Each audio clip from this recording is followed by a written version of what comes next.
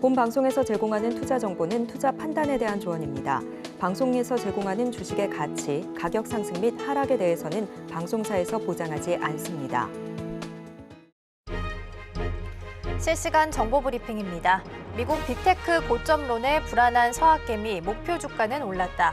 인공지능 관련 주식들이 지나치게 많이 올랐다는 우려에도 미 월가가 엔비디아, 메타 플랫폼 등 주요 빅테크 기업에 대한 목표 주가를 일제히 올렸습니다. 이달부터 이어질 2분기 실적 발표에서 예상 밖의 선전을 거둘 수 있다는 기대감에 섭니다. 월가는 AI 소프트웨어 기업들이 견조한 실적을 바탕으로 AI 반도체에 대한 투자도 활발하게 이어갈 것으로 내다보며 이에 엔비디아의 목표 주가도 대거 높이는 모습입니다. 다만 최근 기업의 사정을 가장 잘 아는 임원들의 주식 매도 행렬이 이어지고 있기 때문에 AI 빅테크 고평가 논란 속 신중한 투자가 요구됩니다. 뒷걸음질 치는 코스닥 증시 수급 불균형 심화. 최근 상승세가 뚜렷해지고 있는 코스피와 달리 코스닥은 뒷걸음질 치면서 부진이 장기화될 조짐을 보이고 있습니다. 밸류업, 인공지능 산업의 수혜를 기대할 수 있는 대형주에 외국인 매수가 쏠리는 상황에서 중소형 공모주의 활력이 떨어지면서 주가 상승 동력이 사라지고 있다는 분석입니다. 또한 코스닥 상승을 주도했던 2차 전지 업종이 부진한 가운데 AI 반도체 관련주와 대형 수출 가치주가 코스피에 몰려있는 데다 코스닥은 뚜렷한 매수 주체가 없고 상승장을 이끌 만한 호재가 보이지 않는 점이 가장 큰 문제로 지적됩니다. 시장에선 당분간 중소형주의 반등이 쉽지 않다고 보고 있어 코스닥의 부진 탈피는 쉽지 않을 전망입니다. 금리 인하 시기 금투세 유예 가능성, 하반기 증시 변수 부상. 하반기 기준금리 인하 시기가 다소 미뤄질 것으로 보이는 가운데 내년 초 시행 예정이었던 금투세 추가 유예 가능성까지 부상하면서 향후 증시에 어떤 영향을 미칠지 주목됩니다. 12일 금융투자업계에 따르면 올 하반기 기준금리 인하 시점이 당초 예상됐던 8월이 아닌 10월이 될 가능성이 높아지면서 현재 상승장을 구가하고 있는 증시에 어떻게 작용할지 관심사로 떠올랐습니다. 여기에 더해 금투세 추가 유예 가능성도 향후 증시의 변수로 작용할 수 있는 상황입니다. 증권가에서는 금투세 폐지가 실현되면 투자자 이탈 가능성과 같은 불확실성이 해소되면서 증시에도 긍정적으로 작용할 수 있을 것으로 보고 있습니다. 2분기 가상자산 약세에 직격탄 한국게임사 코인 가격 시총 뚝. 주요 국내 게임사들이 운영하는 블록체인 프로젝트가 2분기 암호화폐 시장을 주춤하면서 부진을 면치 못했습니다.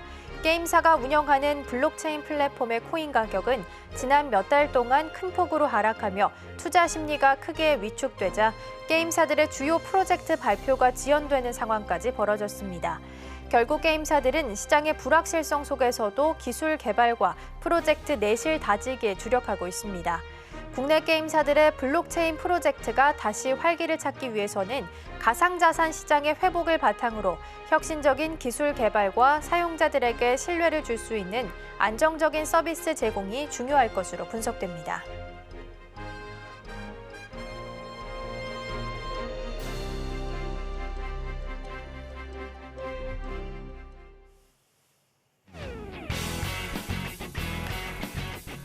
시청자 여러분 안녕하세요. 증시 9 시작합니다. 진행의 이가은입니다.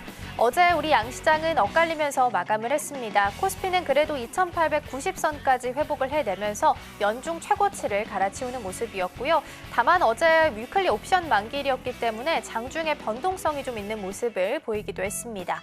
어제 뉴욕 시장을 다시 한번 돌아보면 CPI가 둔화된 걸 확인하긴 했습니다. 다만 시장의 분위기는 이전과는 좀 달랐습니다. 빅테크 위주로 차익 실현 좀 매물이 나오면서 급락하는 종목들이 좀 보였고요. 다만 러셀 2000 지수 그러니까 중소형 단에서 강세를 보이면서 온기가 좀 퍼져나가는 모습을 보였습니다. 오늘 우리 시장 흐름을 또 따라가게 될지도 함께 보셔도 좋을 것 같습니다. 자, 그럼 개장 전에 체크해볼 이슈와 종목들 이어서 확인해 보도록 하겠습니다. 오늘 도움 말씀에는 진이인베스트먼트 정선호 대표 화상으로 연결되어 있습니다. 대표님 안녕하세요. 예, 안녕하세요. 네, 오늘 개장 전에 체크해볼 이슈와 종목들 함께 좀 짚어주시죠. 일단은 어제 이슈가 지속되는 종목들이라고 좀 보고 있습니다. 자, 첫 번째는 대한유팜이고요. 대한유팜 같은 경우는 어제 뉴스가 나왔죠.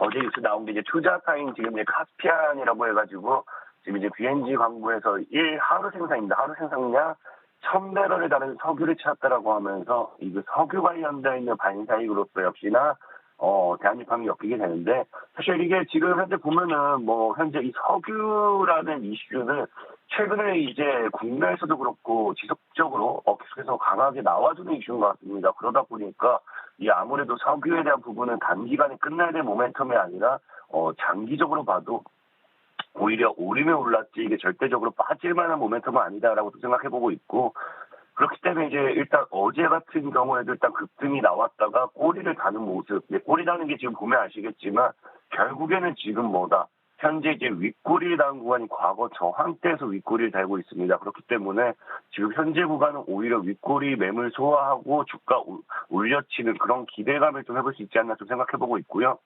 또 지금 기술적 강한 반등 자리라는 게 무슨 말이냐고 하면은, 지금 이제 월봉상 차트를 본다라고 하면 아시겠지만 지금 과거부터 과거부터 이제 이게 2010년도 때 이제 좀 바닥을 치고 돌파를 강하게 좀 하게 되죠. 강하게 하게 되면서 터치할 때마다 반등, 터치할 때마다 지금 반등을 하면서 해당 구간이 또 박스를 잡아놓는 구간이에요. 그러면서 이 전체적인 하방 추세 돌파도 나와주는 자리이기 때문에 이 강한 상승 파동만 나와준다고 하면, 이 10,000원대만 강하게 뚫어내준다라고 하면은 추가적인 강한 상승에 대한 기대를 충분히 해볼 수밖에 없지 않나라고 좀 생각해보고 있고요. 그렇기 때문에 지금 오히려 매수 가격 같은 경우도 10,000원 아래에서는 진짜 여유롭게 여러분들이 접근하셔도 전혀 문제될 게 없다 생각하고 있어요. 그래서 10,000원 아래 현재 이 구간대에서는 분할 매수 포지션으로 한 7,500원, 7,000원, 8,000원 이 선까지나 열어놓고 분할 매수 포지션 접근하시면 좋을 것 같다 말씀드리고 싶고, 현재 목표 가격 같은 경우도 지금 보면은 이 10,000원대를 뚫어내게 된다고 하면은 이 강한 박스권을 뚫어내는 거다 보니까 목표도 15,000원에서 20,000원까지는 열려 있어요. 그렇기 때문에 저는 아마 20,000원까지도 좀 한 욕심을 내봐도 되지 않나 좀 생각해보고 있고요.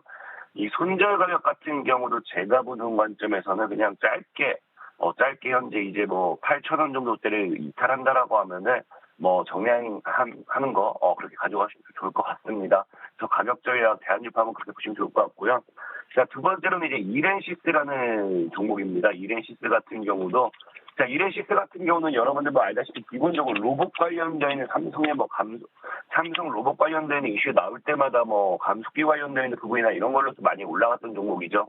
근데 이제 삼성 같은 경우도 이제 휴머노이드를 출시하겠다라고 과거부터 이야기를 했었는데, 이 휴머노이드 관련해가지고 이제 반도체 공정뿐만 아니라 다양한 산업이라든지 다양한 이제 업종별이라든지 그런 곳에서 이제 이 휴머노이드를 사용한 이 생산 활동을 하겠다. 그러니까 사용체대 확대죠. 그러다 보니까 역시나 이 휴머노이드 관련되어 있는 이런 역시나 실적이 증가할 수밖에 없기 때문에 실적 관련되어 있는 반사이익이라든지 기대감 그런 것들과 함께 꾸준한 상승을 해주는 게 이 휴머노이드라는 종목이다라고 휴머노이드라는 종목이 아니라 이렌시스라는 종목이다라고 좀 보시면 좋을 것 같고, 그래서 지금 앞으로 이제 삼성이 아직 휴머노이드 관련되어 있는 이런 출시를 하지는 않았지만 이 출시 기대감과 함께 꾸준하게 올라갈 수 있는 종목이 아마 이렌시스가 되지 않을까 좀 보시면 좋을 것 같아요. 자, 그러면서 현재 보면은 이제 월봉상 역시도 지금 기술적인 반등이라는 게 현재 월봉상 보면 알겠지만 지금 지켜낼 구간대 지속적으로 지켜내고 있습니다. 이러나 저러나 주봉 같은 경우도 보면은 과거 거의 고점대 이 구간, 그러니까 지금 보면 과거 저항 지켜주고 무너졌다가 다시 돌파 나오고 다시 지키는 자리이기 때문에 역시나 여기서 삼각수렴대를 돌파하고 다시 치고 갈지를 좀 보면 좋을 것 같아요. 그래서 이 기술적인 반등 역시도 기대해 볼 수 있는 구간이고, 그렇기 때문에 매매 전략을 본다고 하면은 현재 6,500원대가 저항이기 때문에 이 저항 아래로서 보시면서 6,500원 돌파하는지 보시면 좋을 것 같고요. 이 6,500원 아래로 분할 매수 접근하시면서 목표 가격은 아무래도 이게 기술적 반등이기 때문에 신고가를 노려보시면 좋을 것 같아요. 신고가 가는지 보시고, 손절 가격 같은 경우는 5,500원 정도 짧게 이 구간대 이제 이탈한다라고 하면 좀 리스크 있기 때문에 들고 가시면 좋을 것 같다 말씀드리면서 두 종목 소개 마무리하도록 하겠습니다. 네, 두 가지 종목 살펴봤습니다. 첫 번째 대한유팜이었고요. 대한유팜이 지분을 보유하고 있는 회사가 영국에 있는 카스피안 선라이즈입니다. 이 회사가 이제 석유 시초에 성공한 것으로 알려지게 되면서 관심을 좀 받고 있고요. 차트상으로 봤을 때 대한유팜 현재 기술적 반등 구간에 있습니다. 목표가 2만 원까지 열어주셨고요. 두 번째로는 이렌시스 살펴봤습니다. 일단 국내 첫 인간형 로봇인 휴보를 이을 차세대 휴머노이드 로봇에 대한 이야기가 계속 나오고 있습니다. 특히나 삼성전자가 지금 투자하고 있는 레인보우 로보틱스에서 이족 보행형 휴머노이드 로봇의 연구의 속도를 좀 내겠다라는 소식이 좀 들어오게 되면서 삼성 쪽에서 휴머노이드 로봇이 나오는 거 아니냐라는 기대감이 좀 커지고 있는 시점입니다. 그러다 보니까 관련주로서 이렌시스도 같이 관심을 좀 받고 있는 상황이고요. 목표가로 10,000원, 손절가로 5,500원까지 열어주셨습니다.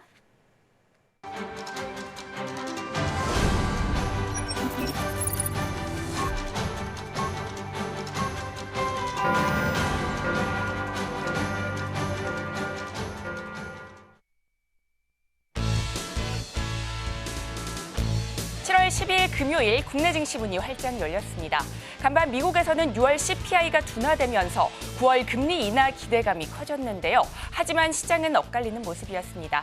그동안 시장을 주도하던 대형 기술주들 힘을 내주지 못하면서 S&P 500 지수와 나스닥 하락하는 모습이었습니다. 오늘 국내 증시에 어떤 영향을 미치게 될지 출발 상황 바로 살펴보도록 하겠습니다. 자, 오늘 국내 증시 양대 지수 모두 하락하면서 출발합니다. 코스피 2,900선 돌파를 눈앞에 두고 다시 뒷걸음질 치는 모습인데요. 현재 0.8% 넘게 빠지면서 2,867.75포인트 출발합니다. 오늘 코스닥도 0.5% 넘게 빠지면서 848.04포인트 스타트 끊습니다. 자, 이렇게 양대 지수 흐름 살펴봤고요. AI 빅데이터가 분석한 인기 검색어 탑10 바로 살펴보도록 하겠습니다. 네, 오늘 검색어 살펴보면요. 두산 로보틱스부터 한국가스공사까지 포착이 되고 있습니다. 자, 두산 그룹주 확인이 되고 있고요. 제약바이오 그리고 어제 신규 상장한 시프트업 눈에 띄고 있습니다. 자, 하나씩 살펴보도록 하겠습니다. 자, 먼저 두산 그룹주 지배구조 개편 소식이 있었습니다. 두산 에너빌리티 자회사던 두산 밥켓을 두산 로보틱스 자회사로 이관하겠다라는 보도가 전해지면서 두산 그룹주 시장에 이목이 쏠렸습니다. 두산 로보틱스는 어제 장중 6% 넘게 상승했고요. 두산 에너빌리티도 외국인과 기관 동반 매수세가 들어오는 모습이었습니다. 자, 이어서 제약바이오 쪽도 살펴보도록 하겠습니다. 제약바이오 안에서는 대한유팜 어제 가장 큰 상승세 보여줬습니다.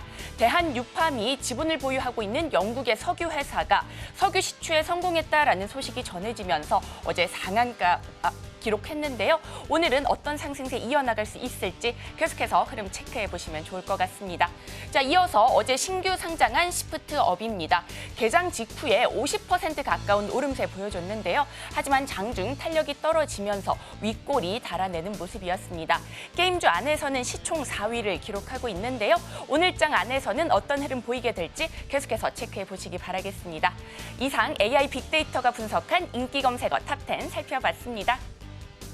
네, 계속해서 개장 분위기 함께 살펴보도록 하겠습니다. 지금 시각 9시 2분, 개장한 지 2분 정도 지나가고 있고요. 양시장은 약보합 수준에서 흘러가고 있습니다. 오늘 도움 말씀에는 다올투자증권 이성웅 차장 화상으로 연결되어 있습니다. 사장님 안녕하세요.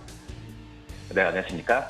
네, 오늘 출발은 좀 약하게 출발하는 모습을 보이고 있습니다. 지금 코스피 같은 경우에는 외국인이 좀 덜어내고 있고요. 코스닥에서는 담아가고 있는데요. 전반적인 분위기 좀 어떻게 보고 계실까요? 우선 오늘 좀 대형주 중심으로 약간 차익실현 좀 매물이 가능성이 굉장히 좀 높은 장 초반으로 가고 있다라고 좀 생각이 되고 있고요.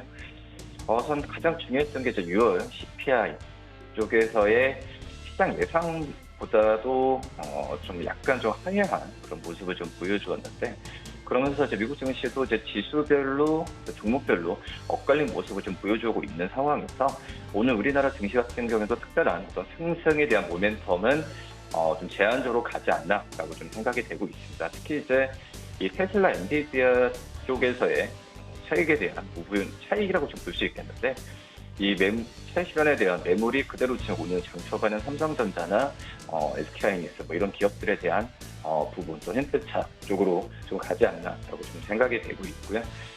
우선 지금 현재는 그래도 지금 애플이나 뭐 TSMC 쪽에서의 좋은 어떤 호재 얘기는 계속 들리고 있죠. 또 이제 어제까지, 그러니까 7월 10일까지 이 반도체 쪽에서의 이 수출에 대한 얘기도 좋은 상황이기 때문에 어떤 호재와 악재가 섞여 있다기보다도 지금 현재 관점에서는 약간의 좀 조용한 좀 모습을 좀 보여주고 있지 않나라고 좀 생각이 좀 되고 있고, 그리고 이제 시가총액 상위나 업종별로 한번 말씀을 드리면요.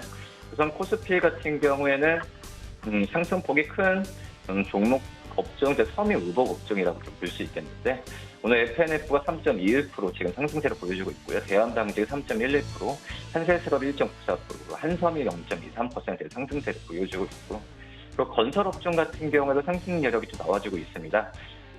SK 이터너스가 4.19%, GS건설이 지금 4.01%의 상승세를 보여주면서 오늘 건설 업종의 상승세를 지금 계속 이끌고 있는 그런 모습이다라고 좀 생각이 되고 있고, 건설 업종 같은 경우도 오랜만에 지금 어제도 그렇고 오늘도 장 초반의 상승 여력을 좀 계속 좋게 지금 가져가고 있는 그런 모습이고요.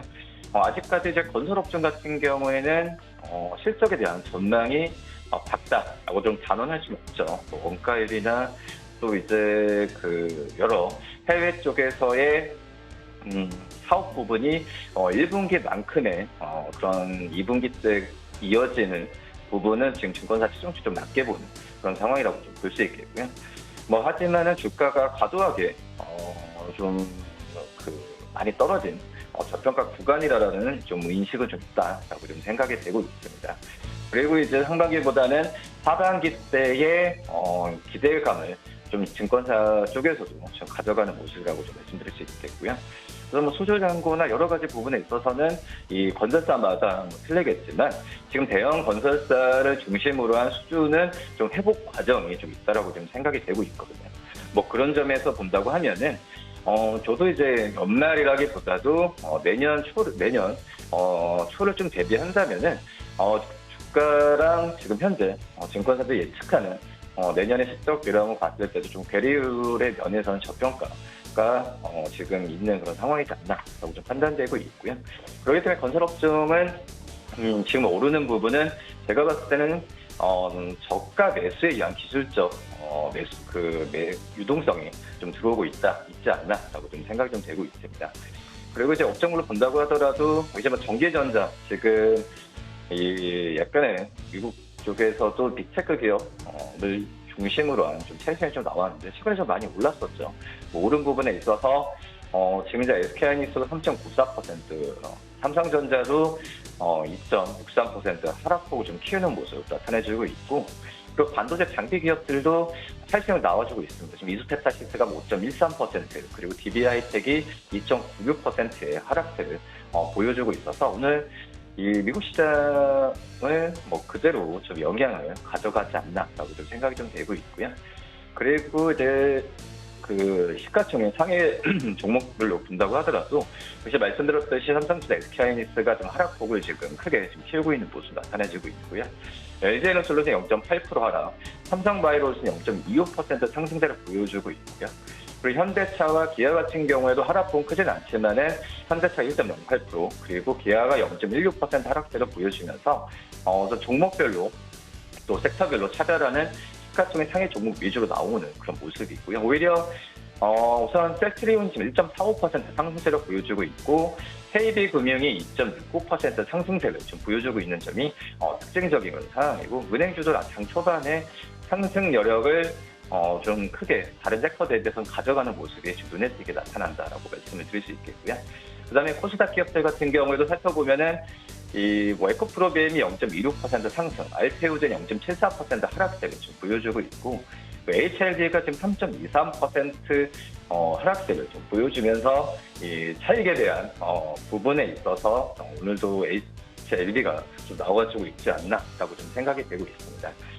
그리고 지금 셀트리온 제약 1.83% 상승, 그리고 리노공업 역시 이제 2.66% 이 반도체 주들의 차익 실현에 그대로 좀 나와주고 가고 있는 모습 나타내주고 있고요. 오히려 지금 시가총액 코스닥, 코스피 종목들보다는 코스닥 기업들 같은 경우가 그나마 좀 선방하는 모습을 뭐 화장품, 지금 실리콘스도 그렇고 클래시스 쪽에 상승세를 보여주고 있는데, 그나마 오늘은 장 초반에 코스닥 쪽에서 유동성이 좀 몰리고 있는 그런 모습을 나타내주고 있다. 이렇게 좀 정리할 수 있겠고, 외국인들은 거래소 쪽에서의 순매도를 지금 이어가고 있는 상황이고요. 코스닥 쪽에서 순매수를 갖고 가는 상황에서 외국인들이 약간 수급에 따라서 지금 이 지수 방향이 좀 많이 장초반이 좀 갈리는데, 역시 이 외국인들은 삼성전자, SK하이닉스 중심으로 한 매도 부분이 좀 나오는 걸로 좀 판단이 좀 되고 있습니다. 네, 전반적인 분위기 먼저 체크해봤습니다. 미국 시장에서 빅테크 위주로 좀 차익 실현 매물이 나오면서 오히려 중소형단 위주로 좀 온기가 퍼져나가는 모습을 좀 보였었는데, 오늘 우리 시장 안에서도 비슷한 흐름 보이고 있다는 부분 언급해 주셨습니다. 특히 오늘 시장 안에서는 건설주가 좀 강세를 보이는 모습이 눈에 띕니다. 오랜만에 좀 저가 매수에 대한 인식이 좀 있는 것 같고요. GS건설이 주도를 하면서 이 테마를 좀 이끌어가는 모습 보이고 있습니다. 더불어서 2차 전지 전고체 쪽도 오늘 강세 보이고 있고요. 오랜만에 로봇 쪽도 다시 한번 좀 시세가 들어오는 모습까지 확인할 수 있겠습니다. 그리고 외국인과 기관 순매수단 살펴보면요. 오늘 외국인 순매수에 포스코 홀딩스 자리하고 있고요. 기관 순매수단에서는 LG 에너지 솔루션, 그리고 포스코 홀딩스, 삼성 SDI, 그러니까 2차 전지 관련주들이 기관이 좀 오늘 많이 담아갑니다. 에코프로, 머티까지 4위에 지금 자리를 하고 있는 모습까지 확인할 수 있겠습니다. 자, 그래서 2차 전지 먼저 질문 좀 드려보도록 할게요. 오늘 포스코 홀딩스는 2차 전지 밸류업 데이라고 해서 개최를 한다고 합니다. 아마 이후에 오후장 들어서는 이제 아마 관련 기사들이 좀 보도가 될 것으로 확인이 되는데요. LG 에너지 솔루션 같은 경우에는 잠정 실적 나온 이후에 그래도 나름 주가가 좀 견조하게 버티고 있는 상황처럼 해석이 됩니다. 외국인도 5거래일, 그러니까 오늘까지 했을 때는 일단 담아가는 모습 보이고 있거든요. 업황에 대한 바닥을 지금 확인하면서 지나가는 구간일까요? 우선 업황이 좀 턴어라운드 했다라고 볼 수는 없죠. 전기차 쪽에 대한 미국과 유럽 쪽에서 수요 부분은 제가 봤을 때도 나아지는 모습이 지금 보이진 않고 있고, 우선 이 2차 전지주들의 최근에 좀 그나마 좀 선전하는 부분은 이 저가 매수라고 좀 말씀을 드릴 수 있겠습니다. 왜냐하면은 업황은 좋아지지 않지만은 그나마 좀 이 하반기 때 금리 인하에 대한 시그널이 계속 좀 나와주고 있죠. 그러면서 대표적인 통장지라고 할 수 있는 2차 전지 기업들에 대한 관심이 미국도 그렇고 테슬라도 그렇고 우리나라도 최근 몇 주 동안은 들어오고 있지 않나라고 좀 생각이 좀 되고 있고요. 지금 현재 봤을 때도 말씀하셨듯이 2차 전지 쪽에서의 포스코 홀딩스가 양극재죠. 양극재에서는 포스코 퓨처엠에 대한 부분에 있어서 시장에서 그나마 좀 외국인들이 안전하게 좀 계속 매수세를 하고 있지 않나라고 좀 생각이 되고 있고, 결국으로 본다고 하면은 2차 전지, 그러니까 전기차 쪽에서의 이 업황이 턴어라운드를 1차적으로 해야 되고, 우리나라 배터리 셀 기업들이 이제 중국과의 경쟁 강도가 굉장히 좀 큽니다. 이 중국과의 어떤 이 배터리 쪽에서의 시장 점유율에 대한 부분을 좀 격차를 줄여야 2차 전지주들은 이 실적주나 이 어떤 가치주로서 매수를 할 수 있겠지만, 지금 현재 관점에서는 저가 매수에 대한 부분이 가장 크지 않을까라고 좀 생각이 되고 있고요. 2분기까지도 봤을 때도 리튬 가격이 하락하는 모습이 나타나지고 있고, 리튬이 하락하더라도 출하량은 괜찮으면 좋았지만 출하량이 좀 부진했던 그런 모습이 나타나서 어떤 실적에 대한 정확한 가이던스를 좀 높게 특정하기가 힘든 구간은 맞다라고 좀 생각이 되고 있고요. 다만 이제 금리 인하에 대한 성장에 대한 관심이 있는 상황이지만, 금리 인하 시에 이제 이 2차 전지 또 전기차 기업들 같은 경우에도 이 판매나 이런 부분 같은 경우가 이자 부담 비용이나 이런 부분에 있어서 전방 산업이 활발해질 가능성이 좀 있기 때문에 그거에 대한 기대감이 지금 시장에서 2차 전지주를 관심 있게 보는 이유라고 좀 볼 수 있겠습니다. 그러기 때문에 하반기 때 우선 미국 쪽의 전기차 시장 쪽에서의 그 신차나 이런 부분도 중요하고, 우리나라의 현재 기아차도 이 전기차 쪽에서 신차에 대한 모멘텀이 나왔었을 때 지금 현재 2차 전지주들은 저가 매수할 수 있는 관점이 되긴 하지만, 말씀드렸다시피 실적주로 들어가는 건 좀 제한적으로 봐야 된다라고 좀 판단이 됩니다. 네, 우선은 조금 더 제한적인 관점으로 리스크 관리하면서 가야 될 것 같고요. HLB도 함께 점검을 좀 해보도록 하겠습니다. 어제 시간 외에서 급락을 했죠. 이슈도 있었고요.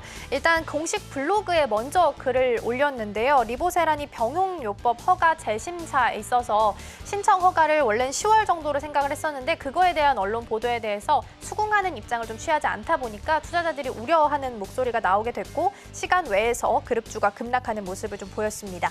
오늘 봤을 때는 HBEC 글로벌은 0.16% 강보합 수준이고요. 나머지는 모두 다 지금 낙폭을 키워가는 구간입니다. 특히나 HLB는 4% 넘게 빠지고 있고요. HLB 파나진 5%, HLB 제약도 4% 넘게 빠지면서 대다수의 종목들이 지금 4에서 5% 정도의 낙폭을 기록을 하고 있는 상황입니다.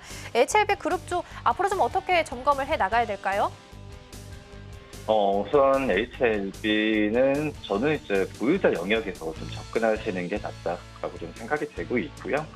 뭐 우선 이런 어떤 신약 허가 서류에 대한 제출에 있어서 일정에 대한 부분에 있어서 이렇게 좀 주가가 다시 한번 크게 요동친다는 것 자체가 어떤 트레이딩 관점에서는 굉장히 좀 힘들다라고 좀 생각이 되고 있고, 근데 제가 봤을 때도 결국 HLB는 이 서류 제출하고 뭐 통과, 신약 승인에 대한 부분은 가능성 굉장히 좀 높다라고 판단되고 있습니다. 그 전에 우리나라 이 제약 기업들 같은 경우에도 같은 과정을 좀 대표를 했었기 때문에 이 HLB에 대한 그런 노이즈에 대한 부분은 제가 봤을 때는 크게 걱정 안 해도 되지 않을까라고 좀 생각이 되고 있고요. 다만 이제 말씀드렸다시피 이런 이슈로 인한 주가에 대한 상승, 하락, 급등과 급락이 좀 반복되는 과정에서 이 주가적인 측면에서 이제 트레이딩을 하기가 그러면 예측을 한다는 것 자체가 거의 불가능하죠. 뭐 그러기 때문에 말씀드렸다시피 이 중장기적으로는 괜찮은 그런 상황이지만 좀 트레이딩 관점에서 들어가기에는 굉장히 좀 힘든 그런 구간이기 때문에 우선 보유자 영역에서는 계속 보유 관점, 그리고 신규 매수 관점에서는 약간 좀 한 번 더 판단을 하는 게 맞지 않을까라고 좀 생각이 듭니다. 네, 워낙 이슈에 따라서 급등을 하게 지금 반복하고 있는 상황입니다. 지금 트레이딩보다는 보유자의 영역으로서 보내줘야 할 시기가 아닐까라는 생각도 좀 듭니다. 오늘 도움 말씀은 여기까지 듣도록 하겠습니다. 사장님 고맙습니다.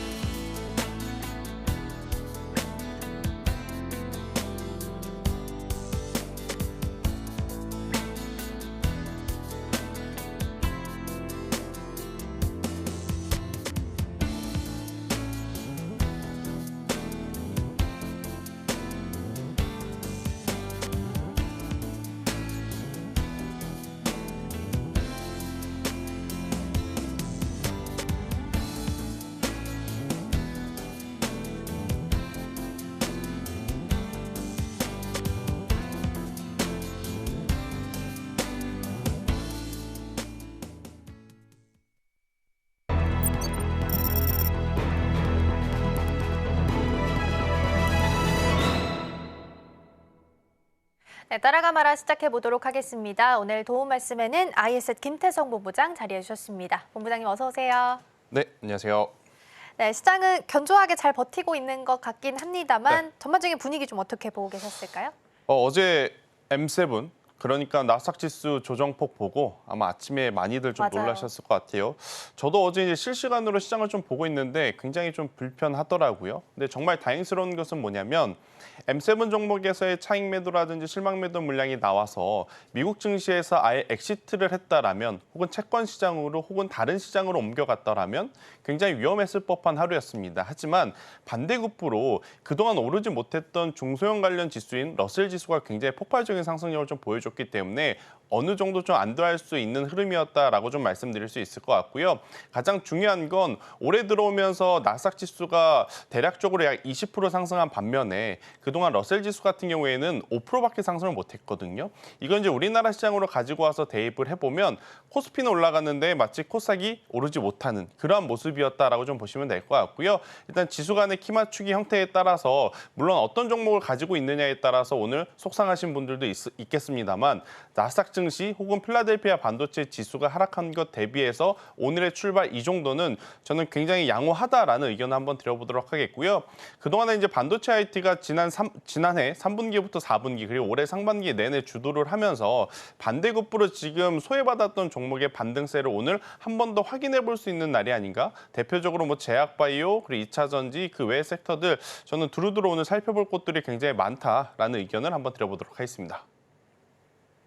네, 두루두루 잘 살펴봐야 될 때다라고 말씀해 주셨어요. 제약 바이오 언급해 주셔서 네. 저도 요즘 뭐 신약이나 뭐 플랫폼 등등 워낙 키워드가 많아서 네. 쭉 이렇게 보다 보니까 전통 제약 바이오라고 불리는 뭐 실적도 좀 탄탄하고 킬러 콘텐츠 가지고 있는 뭐 예를 들어 중해제약이나 한미약품 이런 종목들도 생각보다 뭐 비만 치료제 대비해서 좀 덜 올랐다라는 생각도 좀 들더라고요. 그래서 이 부분에 대해서는 좀 어떻게 보시는지도 궁금해요.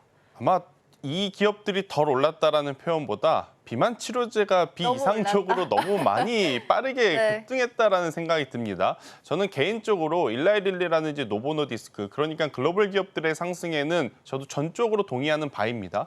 그런데 사실 이제 이것을 우리나라 시장으로 가지고 와서 좀 비교 분석을 해보면 사실 우리나라 시장에선 아직까지 비만 당뇨 치료를 통해서 돈을 많이 벌고 있는 기업은 없다라는 게 저는 팩트입니다. 지금 우리가 가장 좋은 기술력을 가지고 있다라고 자주 언급드리는 펩트론 또한 아직까지는 공식적으로 글로벌 빅파마와의 어떤 협업이 이루어지고 있지 않는 상황. 또 이제 펩트론이 움직이니까 인벤티지랩도 지금 움직이고 있고 또 삼천당제약 같은 경우에는 이제 텀시시라고 하는 것을 이제 부여받았기 때문에 경부용 치료제에 대한 관심이 또 모아지면서 이번 주 혹은 이제 7월 달 들어오면서 정말 폭발적인 상승세를 냈던 상황이긴 한데요. 이쪽에 대해서는 저는 이제는 보유하고 계신 분들은 지속 보유를 해도 되지만 없으셨던 분들이 현재 구간에서 계속적인 공격적인 투자는 오히려 독이 될 수 있다라는 의견 한번 드려보도록 하겠고 우리나라 증시의 가장 큰 단점인 패턴이 뭐죠? 재료가 노출이 되면 세로뉴스로 또 많이 작용들을 하잖아요. 또 그러한 흐름들이 주가가 고가에 있을 때 많이 나오는 상황이라서요. 저는 비만 당뇨 치료제는 조금은 경계를 하셔야 된다. 그러니까 주의를 하셔야 될 때는 아니지만 이제 약간의 어느 정도 이제 비중 조절은 필요하다라는 생각이 들고 있고요. 반대로 앞서 앵커님께서 굉장히 좋은 기업들을 좀 많이 말씀을 해주셨는데 JW 중해제약은 저도 정말 유심 있게 보고 있는 기업입니다. 그러니까 실적이 잘 나왔습니다만 그동안에 제약바이오의 수급이 너무 모자른 상황 속에 주가가 오르지 못한 기업들 같은 경우에는 지금 당연히 매수의 찬스로 보셔야 됩니다. 왜냐하면 다가오는 또 실적 시즌에 이들 기업은 실적이 굉장히 잘 나올 가능성이 높아서 대표적인 예를 보면 저는 JW 중해제약도 여러분들이 꼭 보셔야 될 것 같고 두 번째로는 이 고혈압 치료제를 이제 독점적으로 만드는 보령이라고 하는 기업이 있거든요. 이 기업도 지금 굉장히 좋은 어떤 영업 이익 성과를 낼 가능성이 굉장히 높기 때문에 저는 이쪽으로 한번 이제는 시선을 좀 돌려보실 때도 되지 않았나라는 의견 한번 드려보면서 뭐 대장주는 결국엔 삼성바이오로직스인데 저는 그렇게 시청자분들에게 매력적으로 다가오지는 않을 것 같다는 생각이 듭니다. 왜냐하면 주당 가격도 너무 높고 아무래도 이제 변동성 자체가 그렇게 큰 종목이 아닌데 우리가 제약바이오 선호하는 이유가 뭐죠? 변동성이잖아요. 네. 그래서 이제 그런 것들을 좀 고려를 해보면 저는 뭐 JW 중해제약, 보령과 같은 기업들은 여전히 우리가 체크해볼 필요는 있지 않겠는가라는 의견 드려보도록 하겠습니다. 네, 그럼 추가적으로 짧게 요거 네. 한 가지만 더 여쭤볼게요. 한미약품 있잖아요. 네. 경영권 분쟁이 어쨌든 종식됐다라는 기사가 좀 나왔습니다. 비만 치료제가 뭐 경계해야 될 타이밍이다라고 말씀해 주셨지만 어쨌든 아직은 시장의 핫 키워드 중 하나인데 시판이 빠른 쪽을 봤을 땐 사실 한미약품이 좀 빠르지 않나라는 생각도 들거든요. 그럼 경영권 분쟁 때문에 눌려 있었던 요 부분을 지금 이제 종식이 됐으니까 이제부터 바라봐도 괜찮을까요? 며칠 전에 이 한미약품 컨트롤 할 때 다들 몰려가서 네. 뭐 기대했냐면 비만 치료제 일정 그거 확인하러 가신 분들 많거든요. 일단 어찌되었든 과거에 실패한 제품이라 할지라도 이게 지금 재사용이 되었을 때 비만과 당뇨 쪽에 굉장히 또 좋은 성과를 낼 수 있음을 확인한 기업이 지금 한미약품이기 때문에 저는 이쪽에 대한 관심도는 지속 보여주셔도 괜찮지 않겠는가라는 생각이 들고 있고요. 한미약품, 한미사이언스 지금 뭐 지분 관련한 이슈도 최근에 굉장히 많았었는데 이게 지금 없어진 상황이기 때문에 저는 충분히 지금의 가격이라면 한미약품은 저는 괜찮다라는 생각이 들고 있고요. 한미약품은요, 뭐 파이프라인이 한두 가지가 있는 게 아닙니다. 굉장히 많습니다. 그러니까 굉장히 많다라는 게 사실은 단점이 될 수도 있어요. 이 중에서 하나만 좀 삐끗해도 주가에는 치명적이기 때문에 하지만 지금 어떻게 보면 하반기 들어오면서 제약바이오에 물이 들어오고 있는 상황 속에 제대로 좀 노를 젓지 못한 몇 안 되는 기업 중에 하나거든요. 대표적으로 한미도 그렇고 지금 셀트리온도 그렇고 하지만 지금 불확실성들이 다 잠재워진 지금의 상황이다라고 하면 저는 천천히 봤었을 때는 지금의 가격도 괜찮다라는 의견 드려보도록 하겠습니다. 네, 지금의 가격도 괜찮다라는 부분까지 함께 좀 들어봤고요. 계속해서 실시간 상승률 상위 종목 체크해 보도록 하겠습니다. 먼저 코스피 시장입니다. 네, 두산로보틱스, 한올바이오파마, SK이터닉스, KCC 그리고 카카오페이 있습니다. 어떤 종목 살펴볼까요? 오늘은 그냥 저는 제약바이오 이야기하러 나온 것 같습니다. 아, 그래요? 네, 한올바이오파마를 좀 네. 이야기해주고 싶은데 저는 뭐 전체적으로 지금 이뮤노반트와 관련된 기업들이 어제 혹은 이번 주 내에 굉장히 또 좋은 시세를 냈고 또 이제 그 중에서 글로벌적으로 가장 좋은 성과를 내고 있는 기업이 지금 한올바이오파마다라고 좀 보시면 될 것 같아요. 그러니까 제약바이오 쪽에서는 주가의 패턴이 극명하게 두 가지로 갈립니다.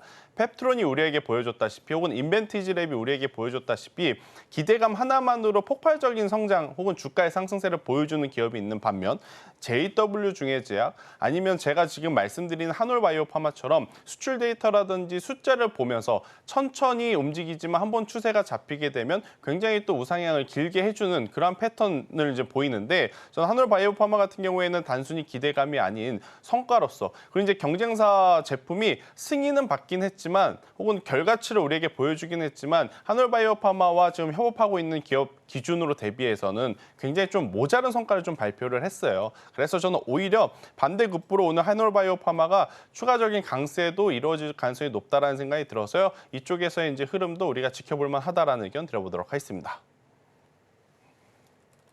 네, 추가적으로 제약바이오 한 주 더 살펴봤습니다. 한올바이오파마 조금 더 보셔도 좋을 것 같고요. 이어서 코스닥 시장도 확인해 보도록 하겠습니다. 네, 코스닥입니다. 엔젤로보틱스, 톱텍, 보로노이, D&D 파마텍, 뷰노 있습니다. 어떤 종목 살펴볼까요?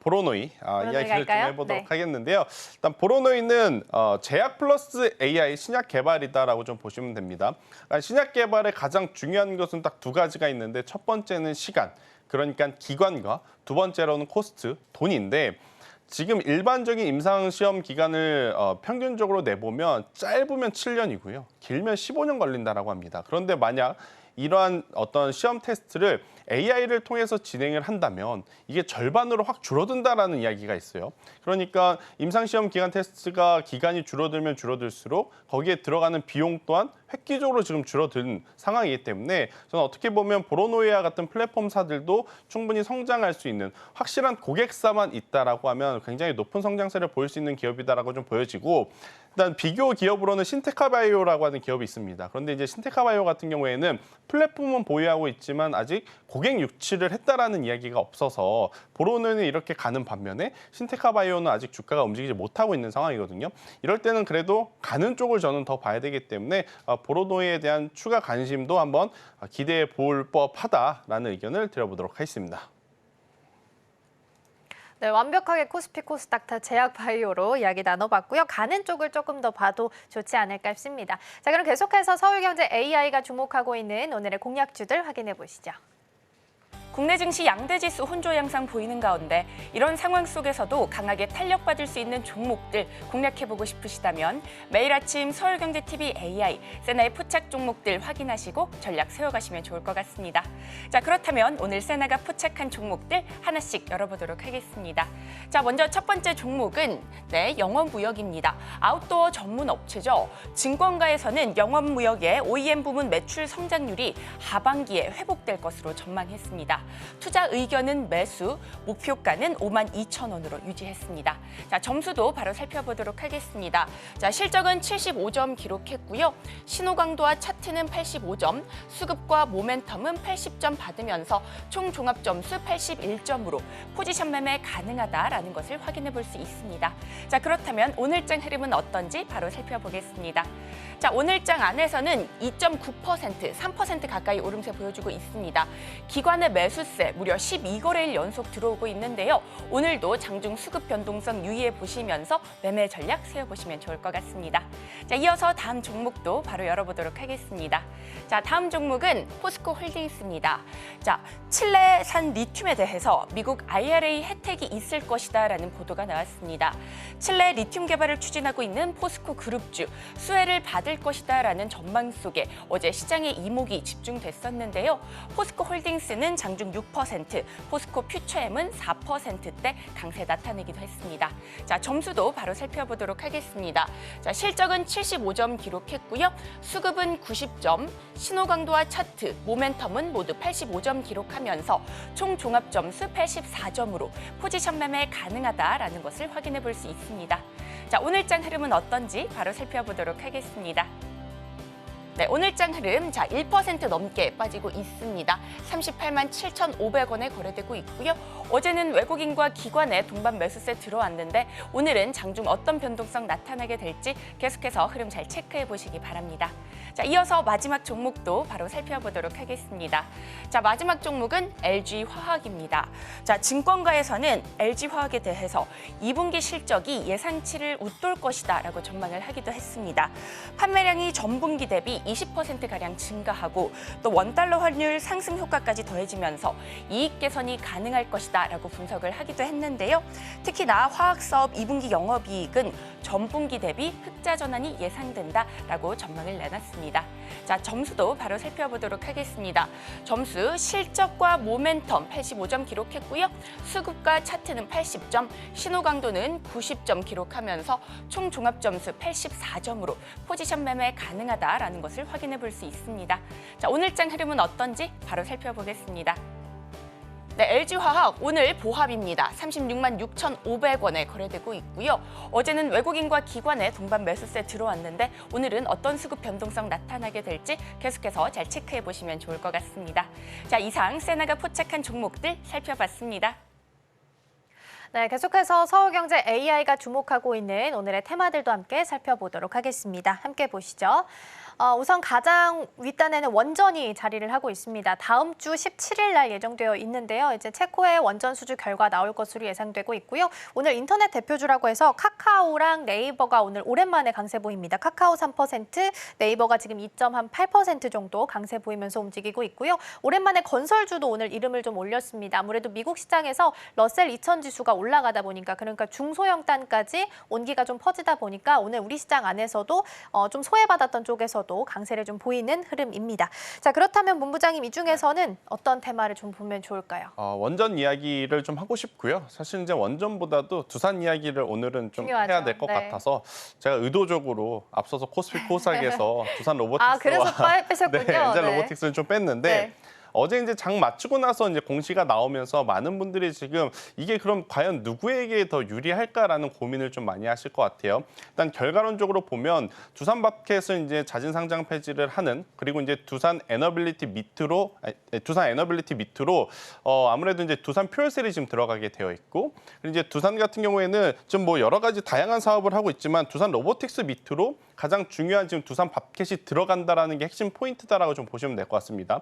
두산 그룹사 내에서 지금 작년 3분기부터 가장 돈을 많이 번 그룹이 누구냐, 기업이 뭐냐라고 하면 두산 밥켓입니다. 그러니까 두산 밥켓을 품게 되는 두산 로보틱스가 지금 가장 상대적으로 좋은 지금 주가의 모습을 좀 보여주는 이유이기도 하고 두산 에너빌리티 같은 경우에는 지금 원전 수주에 대한 이야기가 있는데 이렇게 이제 주가가 빠지게 되니까 많은 분들이 좀 실망을 하셨을 것 같아요. 근데 실망하실 필요 전혀 없다.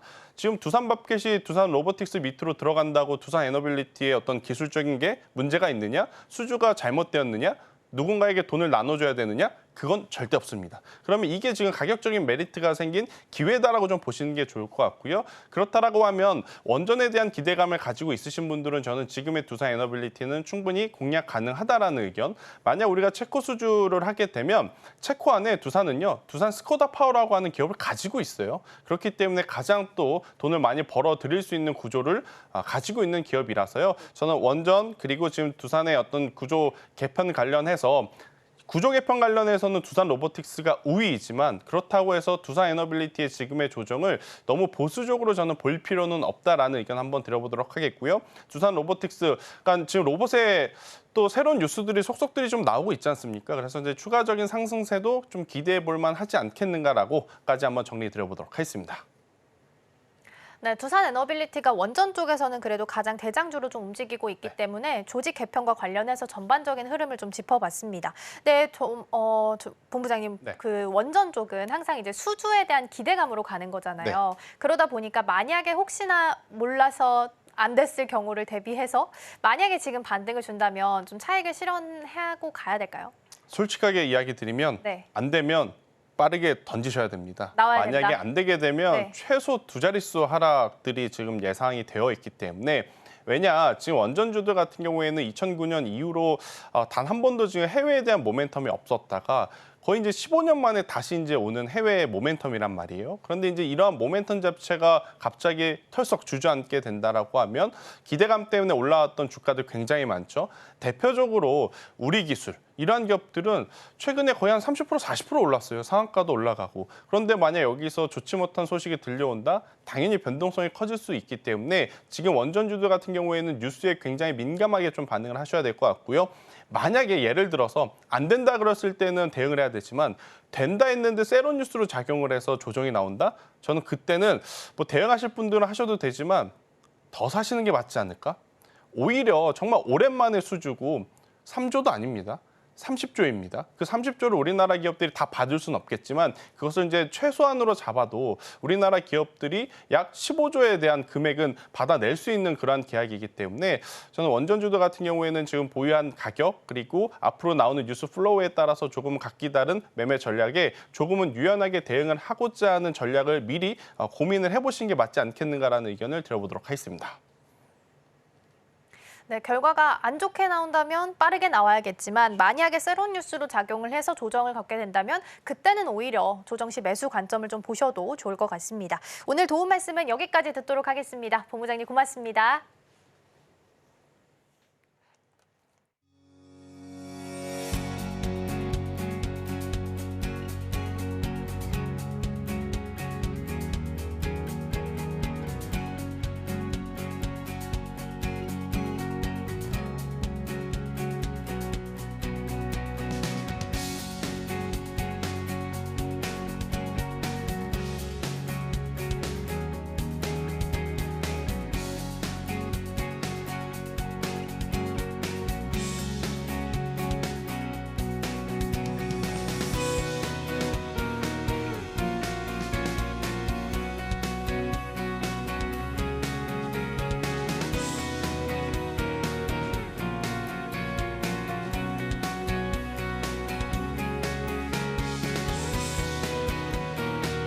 네, 계속해서 증시 789에서 나왔던 종목들 다시 한번 리뷰해보는 시간 가져보도록 하겠습니다. 먼저 증시 7로 이동해 보시죠. 오늘 임순재 대표와 함께 금융주 그리고 증권주에 대한 이야기 나눠봤습니다. 밸류업에 대한 모멘텀은 계속해서 유지가 되고 있습니다. 특히나 세제 혜택에 대한 이야기 나오고 있지만 또 한쪽에서는 너무 외국인에게 유리한 거 아니냐라는 비판의 목소리도 나오고 있으니까요. 이 부분도 좀 참고하셨으면 좋겠고요. 대다수의 금융주가 좀 웃는 얼굴이라면 보통 증권주는 좀 엇갈린 흐름을 가지고 가고 있는 최근 실적입니다. 다만 증권주 역시 2분기에는 실적 개선 기대감 여전히 있으니까요. 긍정적으로 보셔도 좋을 것 같습니다. 일단 첫 번째 특징주 KB금융이고요. 1.8%대 강세 보이면서 움직이고 있습니다. 다음 종목도 함께 살펴보겠습니다. 이번에는 우리 금융 지주 볼 텐데요. 0.07%로 14,890원 선에서 움직이고 있습니다. 역시나 금융주보다는 증권주가 오늘은 조금 더 약세를 보이고 있다는 부분 함께 확인하시면 좋겠습니다. 이어서 다음 종목으로 함께 만나보도록 하겠습니다.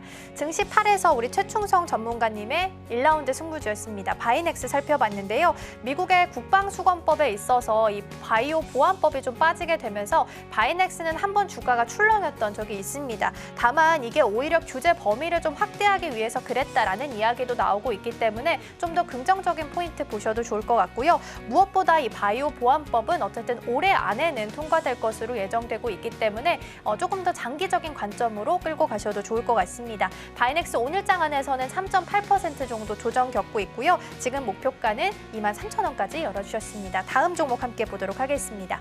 두 번째로는 우리 유창희 대표님의 승부주 BH 보겠습니다. 갤럭시 언팩 행사가 개최가 됐고요. 가을이 되면 아마 갤럭시 폴더블 폰 그리고 아이폰에서는 16 시리즈까지 나오게 되면서 아마 대전이 펼쳐질 것으로 예상이 좀 되고 있습니다.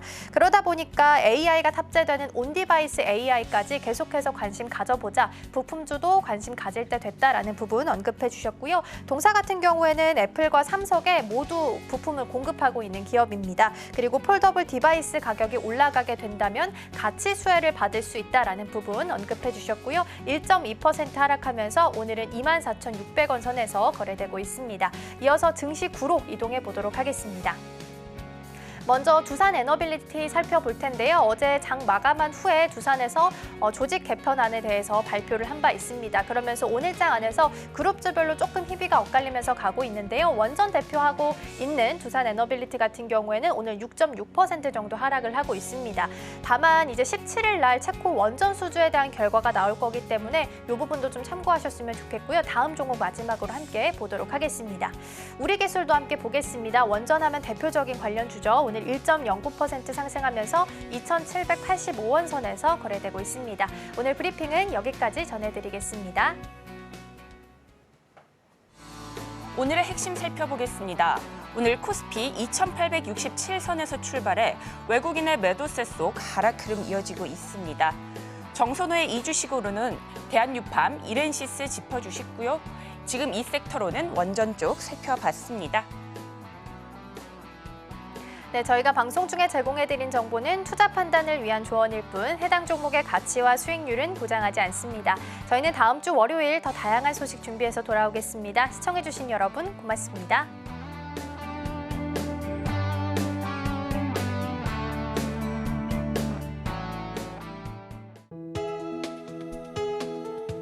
본 방송에서 제공하는 투자 정보는 투자 판단에 대한 조언입니다. 방송에서 제공하는 주식의 가치, 가격 상승 및 하락에 대해서는 방송사에서 보장하지 않습니다.